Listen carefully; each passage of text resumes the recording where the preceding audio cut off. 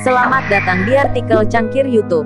Inilah lanjutan alur cerita film Swallow It Stars Season 2, Episode 51. Jadi kalau boleh saya menyarankan, mulai saat ini, jagalah semua ucapan Anda, dan berhentilah menyebutnya sebagai anak kecil, karena jika sampai dia mengetahui akan hal itu, maka habislah karir Anda, ucap Ketua Lau Xin Yu. Sementara Ketua Yong, yang merasa dirinya sedang mendapatkan centilan dari Lau Xin Yu, kemudian langsung membalas, "Baiklah Ketua Lau, akan saya kirimkan segera bukti-buktinya kepada Anda. Silahkan saja, jika hal itu membuat diri Anda merasa senang. Saya tunggu kirimannya," ucap instruktur Lau Xin Yu. "Baiklah kalau begitu, semoga Anda tidak jatuh pingsan setelah melihat kiriman dari saya ini," ucap Ketua Yong, yang tengah tersinggung dengan Lau Xin Yu itu. Segera ia pun mengcopy paste file yang telah dikirimkan oleh markas besar bela diri Jackson.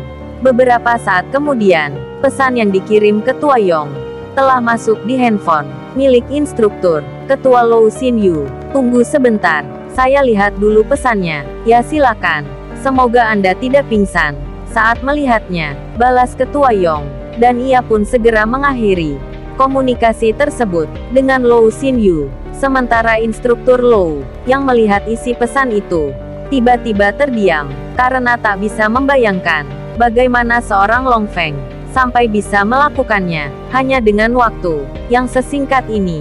Sementara itu, Long Feng, yang tengah terlihat menikmati makan siangnya bersama dengan keluarga, tiba-tiba mendapatkan pertanyaan dari adik kesayangannya yang bernama Lau Wu. Ia bertanya, "Apa benar yang tadi kakak katakan, kalau mulai sekarang kakak tidak akan kemana-mana lagi? Apa kakak dikeluarkan dari kamp pelatihan elit?" Long Feng yang mendengar pertanyaan dari adiknya itu, kemudian tersenyum, lalu berkata, "Iya benar, saya tidak akan pergi lagi. Tapi bukan karena dikeluarkan dari kamp pelatihan elit itu, melainkan karena saya ditunjuk oleh markas besar bela diri Xinying untuk menjadi penguji di kota Mingwei, Jiangnan," ucap Long Feng, yang tentu saja membuat semua keluarganya terkejut dan sekaligus bangga dengan keberhasilan yang telah digapai oleh Long Feng. "Perlu Anda ketahui bahwa sektor Mingwei adalah sebuah wilayah yang terletak jauh dari perkotaan, sebuah daerah terpencil yang berada di kota Jiangnan. Namun sekalipun berada di daerah terpencil, wilayah Mingwei paling banyak diincar oleh para ketua. Adapun posisi seorang penguji di wilayah itu hampir tidak pernah terlihat. Dengan kata lain, penguji di daerah itu adalah penguji yang diistimewakan. Bahkan sangat jarang sekali menjadi perbincangan di antara para dewa perang."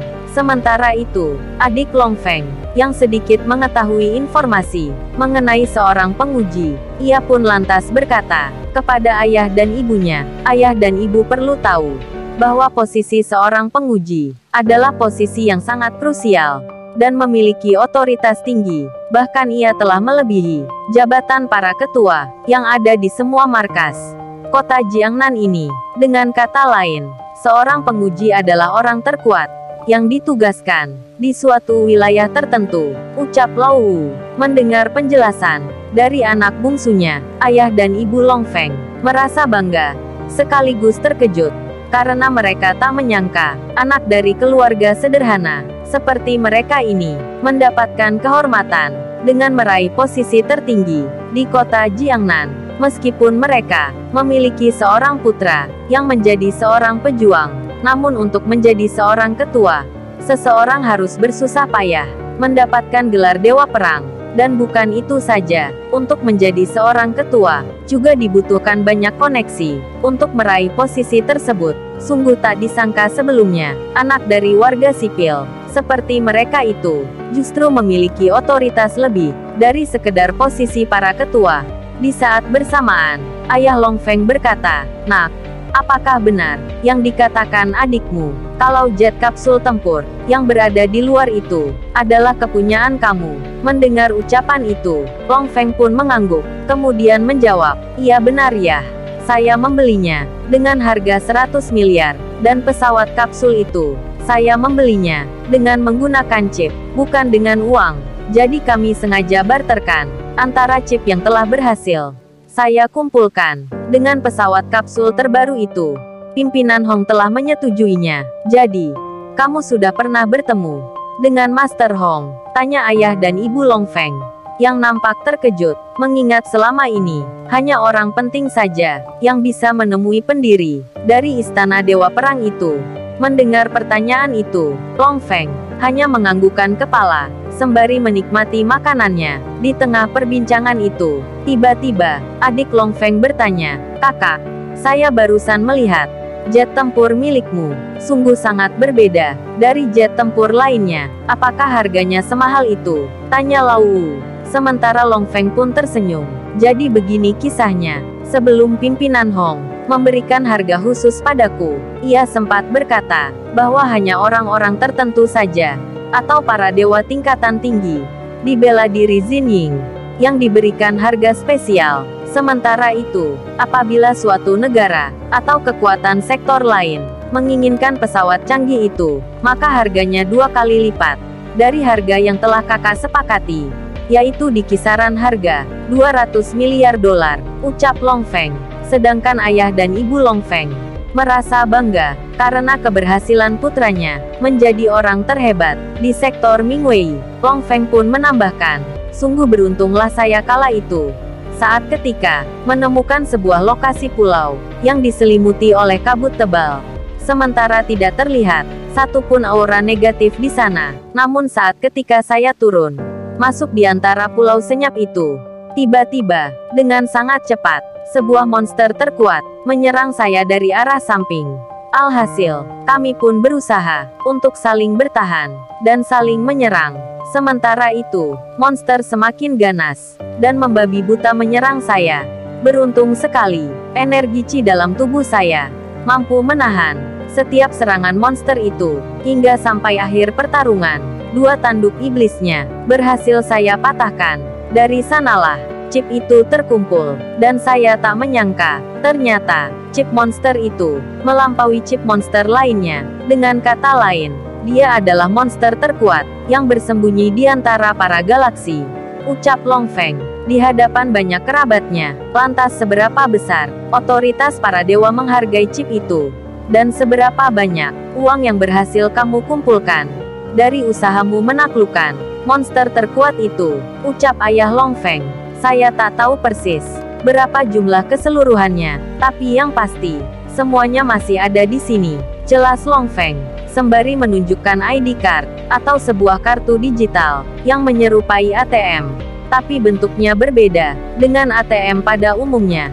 ID card itu hanya berupa sinaran cahaya yang keluar dari sebuah jam tangan yang digunakan Long Feng pada tangan kirinya. Sementara cara mengaktifkan hanya dengan sensor suara dari pemilik kartu itu sendiri.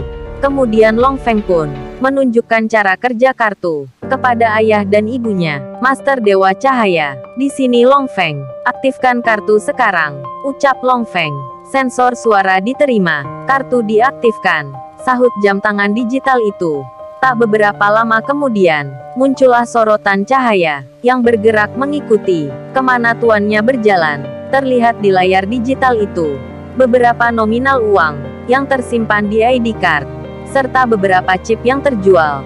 Dan betapa terkejutnya kedua orang tua Long Feng setelah melihat jumlah uang yang tersisa di ID card. Setelah ia berhasil membeli pesawat jet kapsul tercanggih itu, nilai nominal yang sungguh sangat besar dan sangat mengejutkan bagi seluruh keluarga Long Feng, mengingat usianya yang terbilang masih sangat muda. Di layar itu tertera $150 miliar dan 12.000 chip. Luar biasa pencapaian kamu, nak, ucap ibu Long Feng sembari memeluk anaknya. Berburu monster adalah merupakan kesenangannya. Selain itu, ia menyadari bahwa dengan berburu, Qi dan kekuatannya akan terus bertambah sampai hingga ke level para dewa cahaya. Itulah impian Long Feng. Bukan hal yang sulit baginya untuk menaklukkan pemimpin gerombolan monster di level galaksi.